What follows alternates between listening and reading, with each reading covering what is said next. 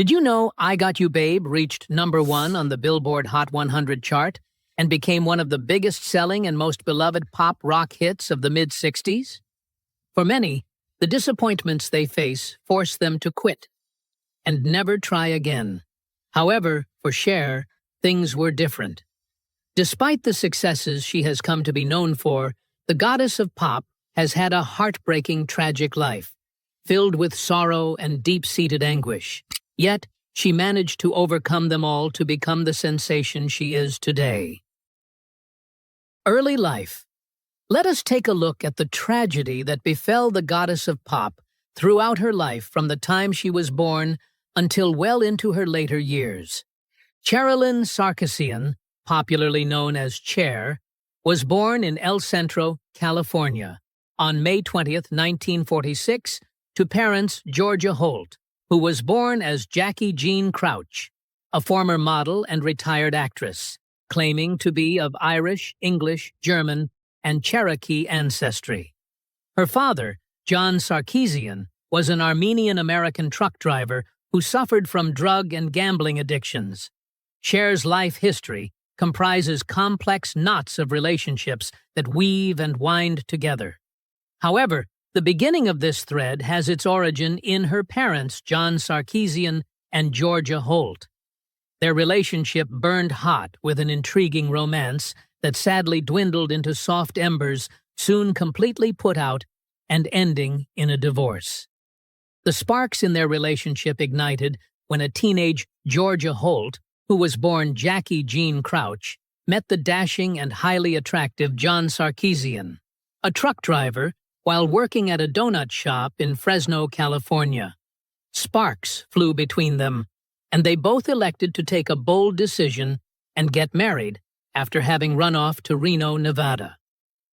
Things took a sharp and unexpected turn when Georgia realized that marriage wasn't in the works for her, and decided to leave John. However, the silver-tongued John persuaded her to give the marriage a chance. She told People in 1978, "I left him the day after the wedding. I knew I didn't want to be married, but he told me to try it for 3 months, and if I didn't like it, then I could walk out." Well, before 3 months was out, I was pregnant with Cher. In 1995, Georgia made the revelation that when she discovered that she was pregnant, she was faced with a very hard and heavy decision. After her return home, her mother sent her to a local abortionist with an ultimatum: abort an unborn Cher, or she'll have no home to return to. Georgia gave these options much thought as she sat in the doctor's office. When it came time for her to get rid of the baby so she could return home, Georgia realized that she couldn't go through with it. Although the allure of home sounded refreshing and would be a break from the terrible months she'd had, she ultimately decided to keep the child. Unfortunately, the passing of time and the birth of her baby was not enough to breathe life into the already dying relationship, and the couple opted to go their separate ways when Cher was just 10 months old. As a result of his absence, Cher and her father, John Sarkisian, had a strained relationship, which was further exacerbated by his constant drug use and gambling. Communication between them was far and in between, as a result of these, making the connection between them distant at best. Despite their rocky relationship, Cher still managed to cultivate love and respect for her Armenian heritage, and this is credited to her father's influence. Cher finally got a true father figure in her life when Georgia married her third husband, an actor, John Southall, with whom she had another daughter, Jorgen, Cher's half-sister. Cher remembers him as a good-natured man who turned belligerent when he drank too much. Their marriage was punctuated with a myriad of conflicts which were sometimes violent.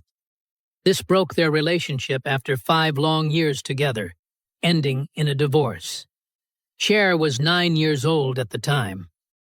Despite the turbulence that was the highlight of the relationship within Cher's family, these parental figures shaped and influenced her life uniquely, providing her with tools to carve out a path in her journey. Cher's upbringing was highly affected by her mother, Georgia's tempestuous and unstable life. Georgia had a total of 7 marriages, having remarried Cher's father, John Sarkeesian, a second time. This did not make for the steadiest environment suitable for the growth and upbringing of a child. Georgia gave her reasons for these numerous marriages in an interview with People magazine, where she stated that she was pressured by the norms of her time to marry repeatedly, as being with someone without the cover of a marriage was unacceptable. The product of several marriages and divorces meant that Cher was never settled in one place for too long and was often plunged into financial difficulties. Georgia's career as an aspiring actress and singer did not have the needed traction to move her family out of financial peril. For this reason, a cloud of uncertainty hung over Cher's early life, even as Georgia, her mother, took up roles in big movie productions and secured infrequent singing gigs. At the tender age of 6, Georgia's struggle as a single mother dropped to a new low, leading to her briefly placing Cher in a Catholic orphanage, where the nuns urged her to give the child up for adoption because she made her living singing in a bar.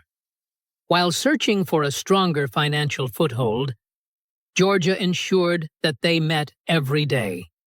This, however, did not make the experience less traumatic for either of them. Sometimes Cher and her half-sister, Jorgan, had to spend long periods with their grandparents, while her mother painstakingly pursued a job in the entertainment industry and lived in a cheap, beat-down accommodation. The financial challenges prevalent in Cher's early life meant that she often had to make do with very little. In an interview with Vanity Fair, Cher recalled her terrible and embarrassing experience when she had to wrap rubber bands around the soles of her shoes to keep them from falling apart. However, her childhood wasn't always characteristically dark. Sometimes bits of sunshine broke through. Some days, Cher stated that they could eat a can of stew or beans, highlighting their economic woes. And yet, there were other times when they lived a much grander life than the one she had come to know, sometimes going as far as living in Beverly Hills. Although this fluctuation must have been confusing at the time, it granted her some respite. The waxing and waning that suffused Cher's upbringing made her resilient in the face of constant flux and economic challenges which molded her into the significant figure she'd become in the entertainment world. Despite Cher's attractiveness and natural flair for creativity, her life in high school left her feeling like an outsider. Though bright, her grades were not in conformity with her intelligence. Cher had the single focus and goal of being a star from a tender age, which may have contributed to her disdain for academics. In her biography, Cher, if you believe, her dislike for academics was highlighted. This stemmed from the fact that she never felt like she fit in with her peers. Cher explained that she hated school because she couldn't seem to fit into the right places and always had her sights set on something else. She thought about what life would be like when she was all grown up, the fame she would garner, the clothes she would wear, and the kind of people she would surround herself with. It would not be remiss if she wasn't that into high school. Whatever contribution Cher's goal of being a movie star and a global sensation may have had to her academics was further aggravated by another obstacle and disability. Cher has both dyslexia and dyscalculia, although there was not much known about it at the time. She struggled in school with reading and making sense of numbers as a result. In an interview, she outlined the difficulties she faced in high school. "I never read in school.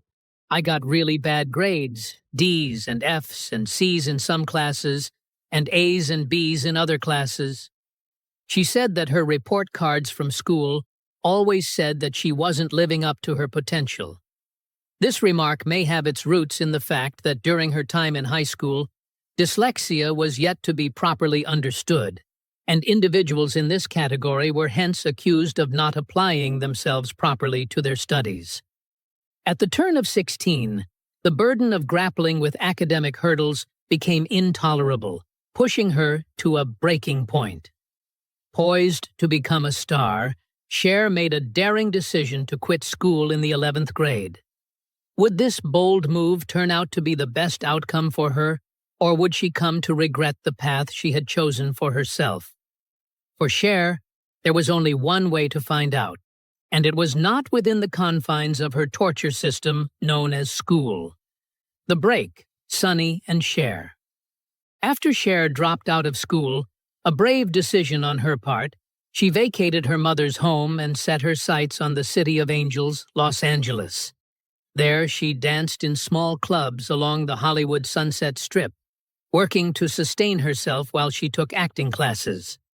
She also tried to get the attention of anyone who could give her the chance she needed for her big break, and get her an audition for a job that would end in a signed contract.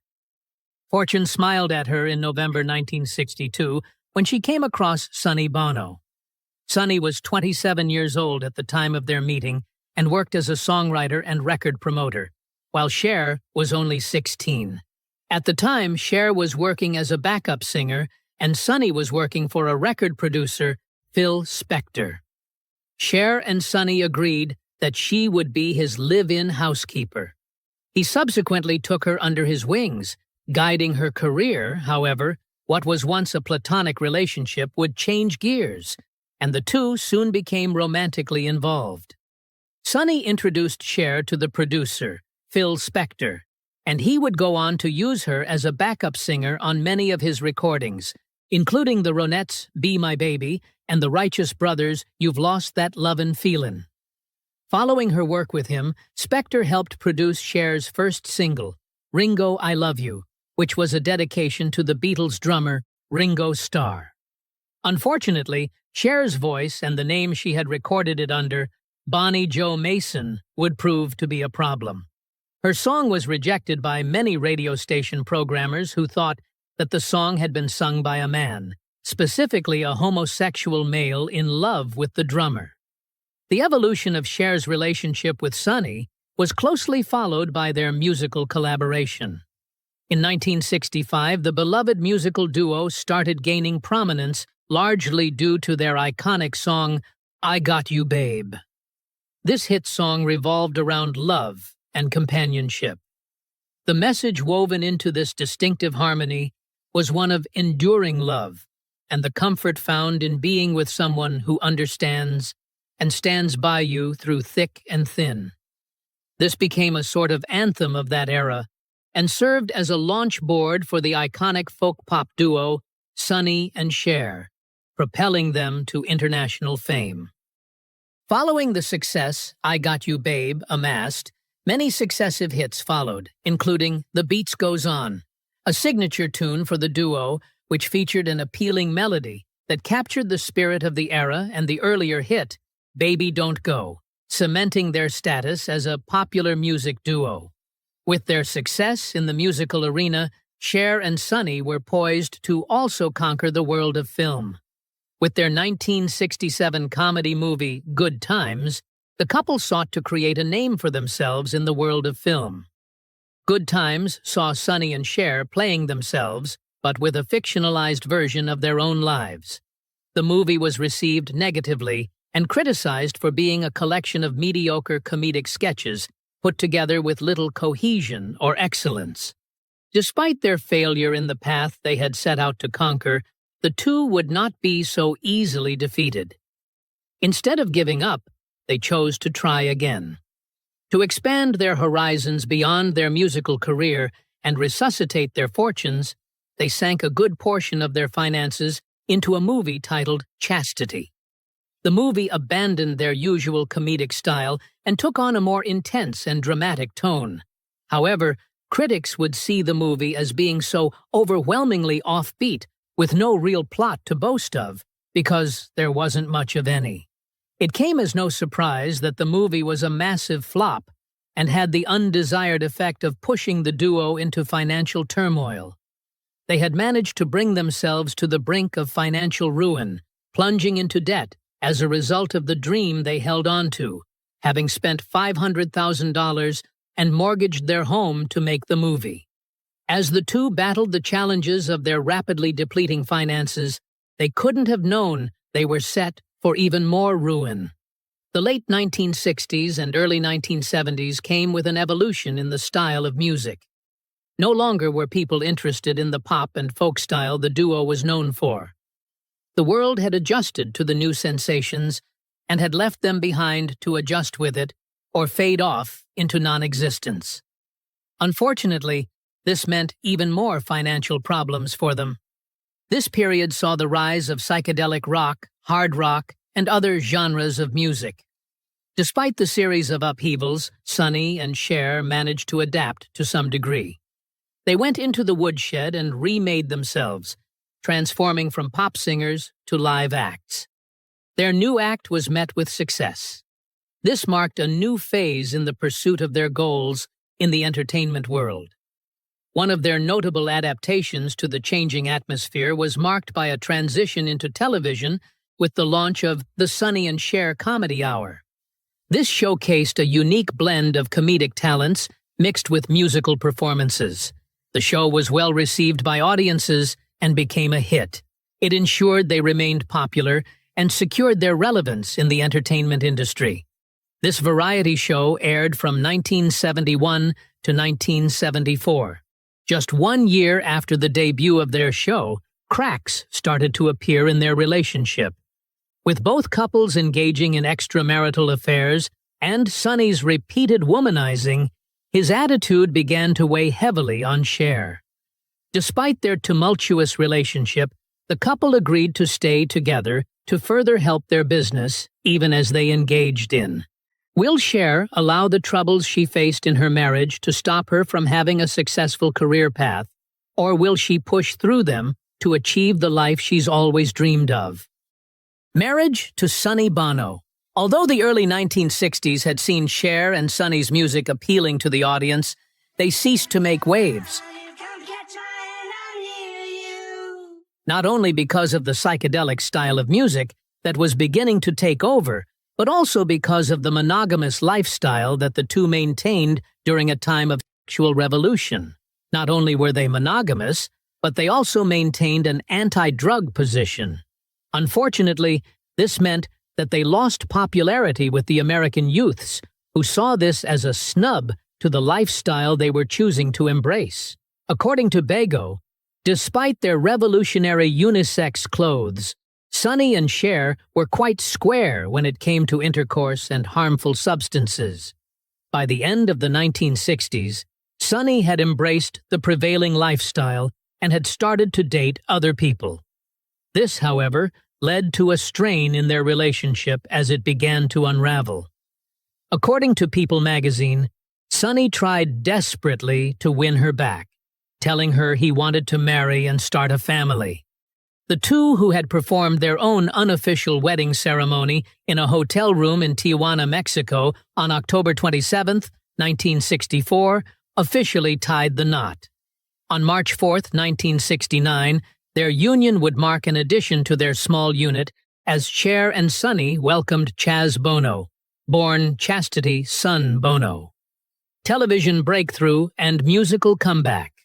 In 1971, Fred Silverman, who was CBS's head of programming at the time, offered Sonny and Cher a chance to host their television program after watching them feature a guest host on The Merv Griffin Show. On August 1, 1971, in the same year, the Sonny and Cher Comedy Hour premiered as a summer replacement series. The series was a 6-episode series, however. As a result of the high ratings and the popularity they developed, the couple returned only a few months later. In December, this time the show was full-time.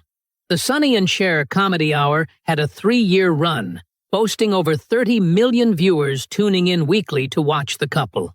It was praised for its comedic timing, with Cher's deadpan mockery of Sonny about his looks and short stature being the highlight of the show. Cher and Sonny had managed to create a show that was everything the viewer wanted, the perfect blend of warmth, playfulness, and care that further endeared them to the hearts of the viewers. Viewers were further enamored by them whenever a young Chaz made a special appearance on the show. To them, the Bonos seemed like the perfect family. Cher had honed her acting skills, putting to good use the acting classes she had taken when she was 16 years old.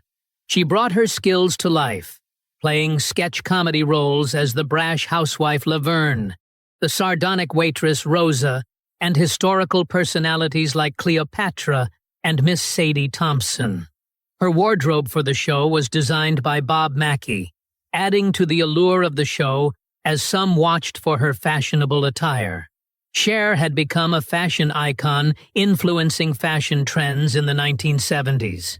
In 1971, Cher and Sonny signed with the Cap Records division of MCA Records, where she released her single, Classified 1A. The song was sung from the point of view of a soldier who lay dying as he bled to death in Vietnam. The song had been written by Sonny and was far off from her usual songs, since Sonny believed that the first solo single she produced with the label needed to evoke a deep feeling of sadness that would stay in the mind of the listener. Unfortunately, the song would be rejected by radio station programmers who felt it was too uncommercial. As a result of their failed attempt to revive their music career, Cap Records brought in Snuff Garrett to work with them. He worked with Cher, managing the second song she produced with the label, titled Gypsies, Tramps, and Thieves. The sing proved to be exactly what Cher needed, as it became the first single by a solo artist to rank #1 on the U.S. Billboard Hot 100 chart, at the same time as being #1 on the Canadian Singles Chart. Billboard would tag it as one of the 20th century's greatest songs. Unfortunately, this proved that Garrett knew more about Cher's voice and her persona as a singer than Sonny did, Bago writes. The song would go on to be featured in Cher's 1971 album, which would be certified gold by the Recording Industry Association of America, RIAA. The second single on the album, titled The Way of Love, would reach #7 on Billboard's Hot 100 chart, showing Cher as the recording artist she'd always wanted to be.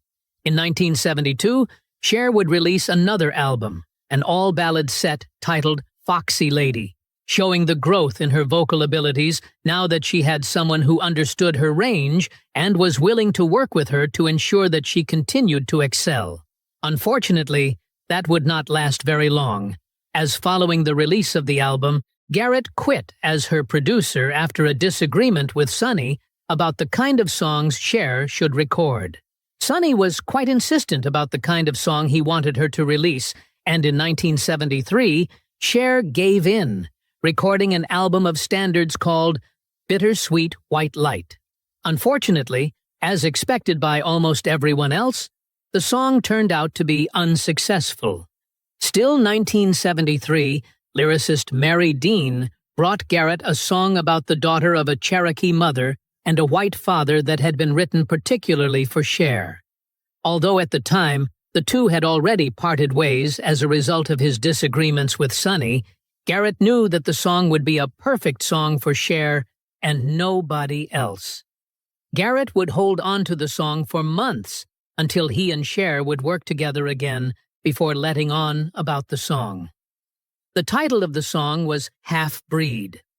Featuring the same name on the album, Half Breed would become Cher's third U.S. #1 single, with both the single and the album certified gold by the RIAA once again.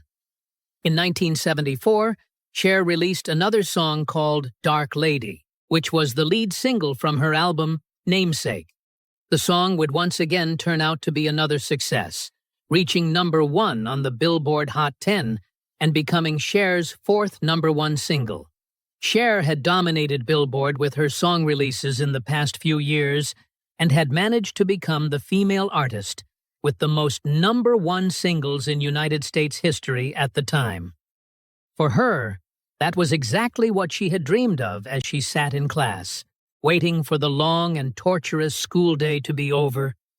And there it was, manifesting. Proving herself to be the best and utterly deserving of her victories, Cher released a greatest hits album. The song would prove that she was one of the most consistent hitmakers of the past 5 years and a proven superstar who always sells records. according to Billboard magazine. Cher managed to revive her dying career with 4 albums released under Cap Records and MCA Records between 1971 and 1973. Divorce, second marriage, and popularity decline. Cher's marriage to Sonny had ended before it did in the eyes of the public. The two had suffered in silence, enduring their marital problems since late 1972 and keeping up their appearances until 1974, because they believed it was what should be done. In February 1974, Sonny filed for a separation, citing irreconcilable differences as his reason. Unfortunately, this would not be the end of their marital drama, as only a week later, Cher countered his suit with a divorce suit of her own, charging Sonny with involuntary servitude, claiming that he kept money from her and deprived her of her rightful share of their earnings. The battle over their finances and the custody of their child lasted for over a year. However, on June 26, 1975, the divorce was finalized, and Cher was granted custody of Chaz. In 1974, before their divorce was finalized, Cher won the Golden Globe Award for Best Actress, Television Series Musical, or Comedy, for the Sonny and Cher Comedy Hour. In the same year, Sonny tried to start his solo show on ABC called The Sonny Comedy Review. However, although he had managed to carry the creative team behind the Sonny and Cher Comedy Hour, his show would last for only 3 months, after which it was canceled. Following her divorce from Sonny, Cher, who had maintained a 2-year romantic relationship with record executive David Geffen, secured a $2.5 deal for Cher with the Warner Brothers Records. She worked on her first album under the label in 1975, however. It was an entirely different genre from what she had become known for. Although Cher did her research, studying those who had made waves as rock stars, the album Stars turned out to be a commercial disaster, although now the album has since been considered one of her best works.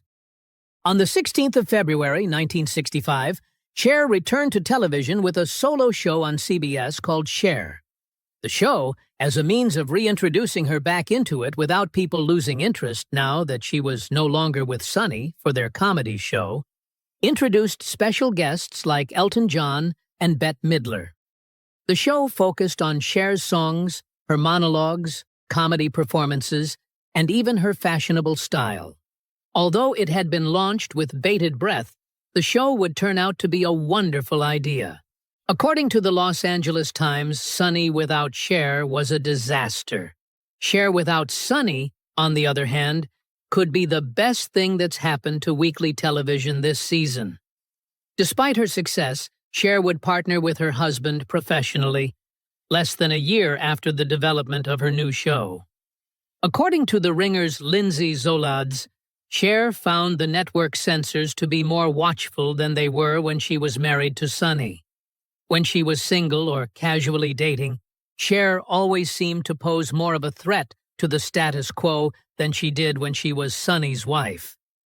Only 4 days after her divorce from Sonny, Cher would remarry rock musician Greg Allman. However, she filed for divorce 9 days later as a result of his heroin and liquor problems. The rock star was so high that he did not realize that she had asked for a divorce. However, he would ask for her forgiveness, choosing to work on himself and remain clean if she would give him another chance. The two reconciled, and although their marriage faced its hardship, on July 19, 1976, they had a son together, Elijah Blue. Although Cher's show with her ex-husband had been successful in the past, this time they would receive backlash from the public, which eventually led to the cancellation of the show in 1977. As Cher's popularity decreased, and she experienced a lack of sales of her album, she decided to take a hiatus from singing and focus on her acting career. After trying unsuccessfully to venture into film, in 1985, she created a film production company, ISIS. Her film Mask which was produced in the same year, became number 2 at the box office. Her role as a drug addict with a teenage son who suffered a severe deformity won her the Cannes Film Festival Award for Best Actress. In 1987, Cher signed with Geffen Records to revive her musical career. Her song, I Found Someone, was her first U.S. top 10 single in more than 8 years. By the end of the 1980s, Cher had not only received attention for her return to music, but also for her lifestyle that did not follow in the ways of her time. From plastic surgeries to tattoos, having an exhibitionist fashion sense, and affairs with younger men, Cher's lifestyle was too evolved for her time, and her actions were frowned upon. Following the death of Sonny Bono in 1998, Cher was heartbroken, returning home to her family to grieve his loss. To her, he was the most unforgettable character she'd come across. Cher would experience some personal struggles and would retire from music in 2005 following a press tour. However, she soon returned to the music scene in 2008 after a 3-year retirement period. In December 2023, she released her first Christmas album, proving she is not ready to slow down just yet. Perhaps there will be more of Cher to grace our screens in the future. Thanks for watching. Don't forget to leave a comment to tell us what you think about this video in the comment section.